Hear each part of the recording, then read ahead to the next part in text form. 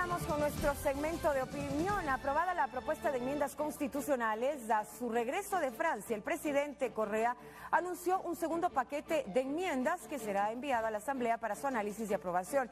Esto en medio de las reacciones a favor y en contra que ha generado el tema y la amenaza de la oposición de demandar su inconstitucionalidad. En medio de este panorama llamó la atención la abstención del asambleísta de País, Fernando Bustamante, quien fue convocado al movimiento y cuyo caso lo analiza ahora la Comisión de Ética de Alianza País. ¿Cuál será la decisión? ¿Cuándo será dada a conocer? Lo hablamos ahora.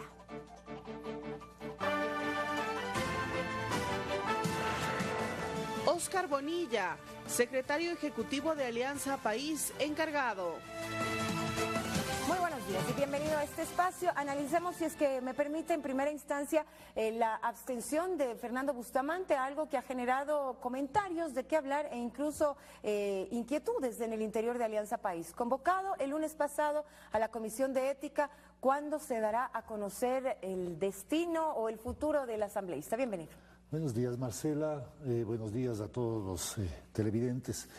Es una decisión que se está analizando, es una decisión que no tiene por qué demorarse y con toda certeza, si no es en el curso de esta misma semana, en los primeros días de la próxima tendremos ya una resolución de la Comisión de Ética. Ahora, ustedes han dicho el tema ha sido abordado con mucha propiedad, con mucho equilibrio, con mucha profundidad, sin generar absolutamente ninguna decisión que pudiese estar atravesada por algún sentido de privilegio con respecto al asambleísta Bustamante, a quien se lo aprecia y se lo respeta por la conducta política que ha tenido a lo largo de todo su devenir al interior de Alianza País y obviamente también por la presencia que él tiene en los ámbitos académicos. Pero se lo ha cuestionado sin duda dentro del movimiento por no haber dado a conocer cuál era su posición previamente. Ahora, esto podría tener varias lecturas. En un caso, acatar la disciplina partidista que impide a las personas mostrarse individualmente y cuáles son sus posturas personales,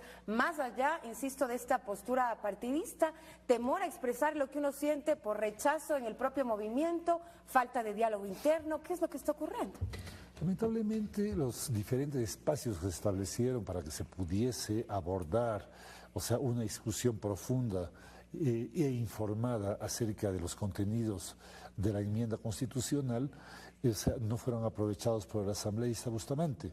Durante 17 meses la comisión estuvo discutiendo internamente y también en el ámbito del bloque y con los otros sectores de opinión al interior de la Asamblea Nacional y con la ciudadanía.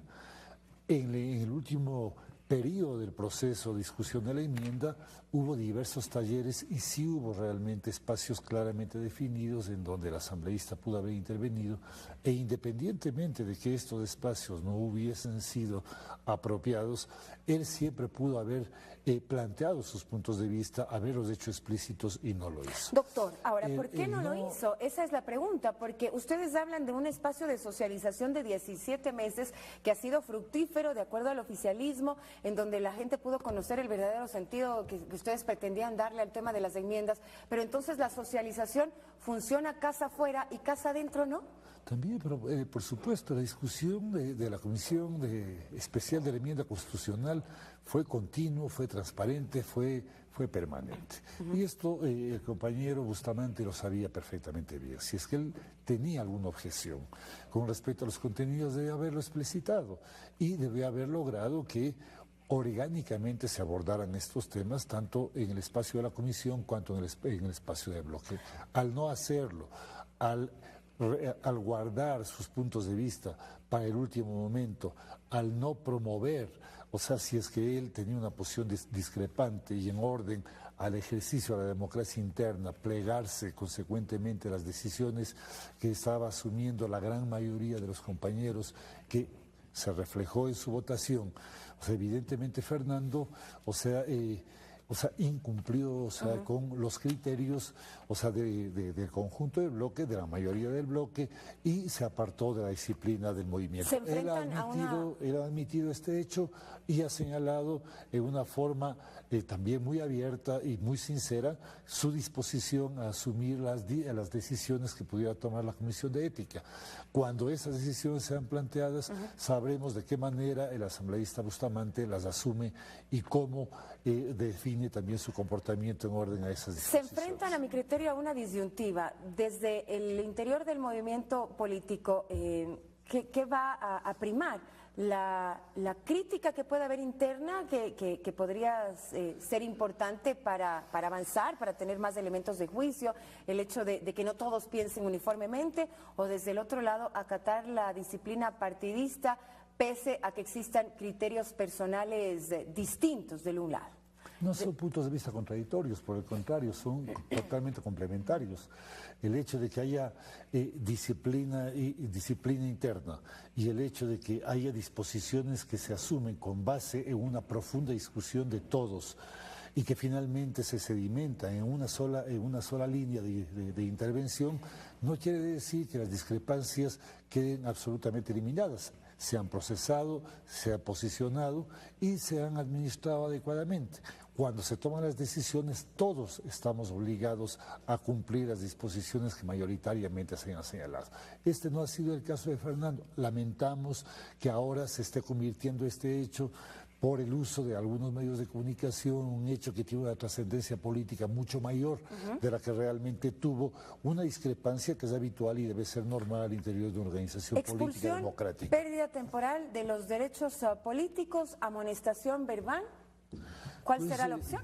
Esperemos que, como se ha dicho, la Comisión de Ética juzgue la situación y determine cuál debe ser el alcance de la sanción. En todo caso, para nosotros lo que prima en todos los momentos, lo que ha determinado también la actitud de los diferentes órganos de nuestro movimiento, tanto en el bloque cuanto en la Comisión de Ética, tiene que ver con la unidad y con la cohesión interna, y esta saldrá robustecida también con el apoyo del propio compañero Fernando Bustamante. No pasan de un remesón e intentan crear otro, doctor Bonilla. El jueves pasado se aprueba el primer paquete de enmiendas del presidente, ha anunciado ya un segundo paquete que será enviado a la Asamblea Nacional. Por ahí sectores de oposición hablaban de una provocación. Y la oposición está realmente desconcertada. O sea, el desconcierto de la oposición es evidente, o sea, frente a las decisiones que se ha venido tomando en relación a la propia enmienda y particularmente con respecto a la transitoria, que les deja prácticamente sin discurso y les aleja totalmente de la posición que ellos habrían preferido y para la cual habían construido toda su posición política, que era la posibilidad de que el presidente de la República, el compañero Rafael Correa Delgado, pudiese postularse en las próximas elecciones. Al introducirse la transitoria, la cual manifiesta realmente cuál es el sentido y cuál es la voluntad política del compañero presidente, de nuestro movimiento, y que no se contradice en absoluto con los sentidos de la alternancia, que ha sido uno de los elementos que conceptualmente se ha planteado para debatir y para discutir frente a la posición que se ha mantenido respecto de la enmienda. En este tema la oposición ha caído en furia y en impotencia. Esa furia y esa impotencia que se traducen en violencia, que se traducen en agresiones, todo lo que hemos visto el día de la discusión de la enmienda, la brutalización de la presencia de la oposición, los ataques sucesivos, terriblemente agresivos frente a la fuerza pública, la cual ha actuado en una actitud de franca resistencia frente a esos ataques, manifiesta justamente ese desconcierto y esa desubicación. O sea, remesón. No vemos por qué. O sea, la ciudadanía ha entendido perfectamente el sentido de la enmienda y se ha posicionado respecto de ella. ¿No? Hay quienes evidentemente están inconformes con las decisiones adoptadas del jueves pasado en la Asamblea Nacional. Pero estamos hablando de un pequeño estrato de la ciudadanía, del estrato que más se ha politizado y particularmente del estrato, o sea, que puede convocar y puede representar una oposición pequeña, minúscula y ¿Pero realmente no les preocupa a muy ustedes fragmentada. también? ¿O por ser oposición o por ser pequeña no deben ser tomados en cuenta? Tiene que ser tomada en cuenta, pero sobre todo tiene que ser tomada en cuenta la opinión de la mayoría de los ciudadanos. Por ello, a pesar de que se discuta sobre la fuerza y la eficacia que ha tenido la socialización, sin duda alguna ha sido un ejercicio de enorme importancia. Se ha discutido en todos los niveles territoriales, se ha recibido el criterio de la ciudadanía, se la ha escuchado y con base en ese criterio se han introducido modificaciones de la enmienda constitucional, lo cual ha dado como resultado, o sea, una modificación de la Constitución que realmente amplía derechos y garantiza la posición que los diversos ciudadanos han tenido con respecto a los temas que se relacionan con la política y la proyección constitucional del país. Fernando. Doctor Bonilla, muy buen día. Buen día. Ya una central de trabajadores anunció o hizo un llamado a la desobediencia civil. El día de ayer varios militares en servicio pasivo lo hicieron nuevamente por la reforma que vincula a las Fuerzas Armadas. Esto ya lo había anunciado en publicaciones académicas Fernando Bustamante. Usted dice que se le da oídos a los criterios contrarios a lo mejor a la posición política, pero ¿por qué no revisaron la postura académica de Fernando Bustamante al interior del partido justamente para tener una discusión más amplia sobre estos temas?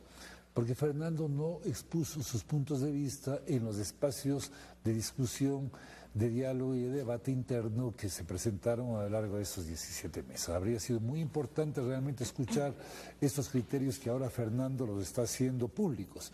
Pero sí se escuchó a la Pero ciudadanía. los había publicado antes también, ¿no? Hay publicaciones académicas que los contienen. Sin duda alguna, pero una cosa es lo que desde el punto de vista académico se puede considerar y se puede analizar, y otra es lo que desde el punto de vista político, desde el punto de vista de la necesidad del país, o sea, en términos de hacer coherente una constitución con la realidad concreta que tiene este país, con la demanda de una ciudadanía en este momento, o sea, es necesario.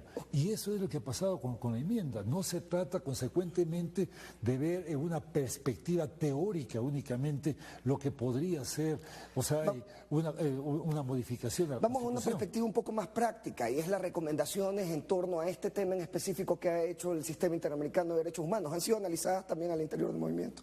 Naturalmente, o sea, pero el Sistema Interamericano de Derechos Humanos, o sea, tiene diversas instancias. Si estamos hablando del Sistema Interamericano de Derechos Humanos y haciendo una analogía inmediata, o sea, con la Comisión Interamericana de Derechos Humanos, evidentemente nosotros tenemos muchas discrepancias con la Comisión Interamericana de Derechos Humanos y con ese, entre comillas, Sistema Interamericano de Derechos Humanos. La posición de nuestro país en relación a los temas de derechos humanos en el ámbito internacional tiene que ver sobre todo con la Corte Interamericana de Justicia, en donde sabemos que hay posiciones que representan a nuestro país de manera coherente y en donde aspiramos exista una visión más equilibrada, más equitativa, menos interesada y menos agresiva en contra de nuestro país, como lo ha manifestado la Comisión Interamericana. Es muy difícil para nosotros asumir esos criterios, porque sabemos son criterios sesgados y son criterios que en última instancia representan los intereses de los poderes fácticos internacionales. Doctor, ustedes han dicho y han defendido el primer paquete de enmiendas diciendo que no se vulneran los derechos. En este segundo paquete que ha sido ya anunciado por el presidente, ha dicho él que se tratan más de aspectos técnicos que modificarán a la Constitución en términos prácticos, se le podría decir. Pero por ahí, por ejemplo, el presidente hablaba también en Loja, lo decía ayer, que se podría tratar el tema de los partidos políticos. ¿Tratar este tema en año electoral? No tenemos conocimiento de que este tema específicamente esté dentro de los elementos que constituyen la segunda enmienda ¿Saben ustedes ya constitucional cuáles que son está los temas proponiendo. exactos que se van a proponer? Bueno, el Telégrafo ha hecho una publicación el día de ayer, entendemos que hay algunos temas, o sea, todavía esto no ha sido suficientemente público, en consecuencia, si es que hablamos de ello, lo haremos todavía con cierto nivel especulativo. ¿Se podría decir entonces que todavía los temas están en análisis? Entendemos que todavía está en análisis, entendemos que está perfeccionando la propuesta, que dentro de poco será introducida en la Asamblea Nacional y que una comisión especializada tendrá que abordarlos. Por el momento yo creo que es mejor tener la prudencia necesaria hasta saber realmente cuáles son sus contenidos, pero estamos absolutamente seguros que del mismo modo que con respecto a la primera enmienda y todos sus elementos, esta segunda enmienda no significará de ninguna manera vulneración de derechos y tampoco será planteada de manera que genere un escenario conflictivo, porque sabemos que la oposición va a intentar reaccionar del mismo modo que ha reaccionado hasta ahora. Y sí quisiera decir una cosa respecto de un pequeño escenario, de un escenario que se está planteando con respecto a lo que ellos consideran presos políticos. Si revirtiéramos los roles y tratásemos de escenificar la forma en que ellos han agredido, si es que ellos fueran los uniformados, ya veríamos de qué manera el desequilibrio entre una fuerza pública resistente y una oposición brutal y agresiva se habría planteado. Gracias, doctor. 7:13, los segmentos de la comunidad ahora.